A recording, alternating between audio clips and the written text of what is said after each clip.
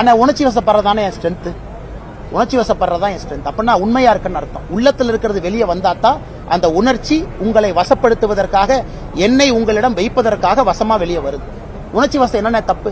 உணர்ச்சி வசப்பட்டு தப்பான வார்த்தையை சொல்லணும், கெட்ட வார்த்தையை பயன்படுத்தணும்னா, யாரையாவது ஒழுங்கீனமா நடத்தணும்னா, இல்ல யாருக்காவது மரியாதை கொடுக்காம நான் பேசணும்னா, உணர்ச்சி இருக்கிறனால தான் நான் உணர்ச்சி வசப்படுறேன்.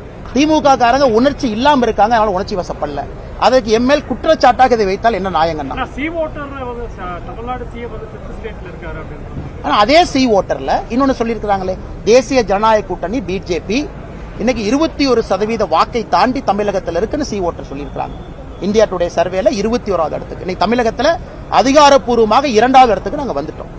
அதே சி ஓட்டர் சர்வேல இன்னொன்னு சொல்லியிருக்காங்க, முதலமைச்சர் அவர்கள் ஆரம்பத்தில் 2ல் இருந்தார். வந்த புதுசுல 2021 state of the nation survey இன்னைக்கு 2ல இருந்து 3க்கு போய் 3ல இருந்து 4க்கு போய் இன்னைக்கு 5வது இடத்துல முதலமைச்சர் இருக்கார்.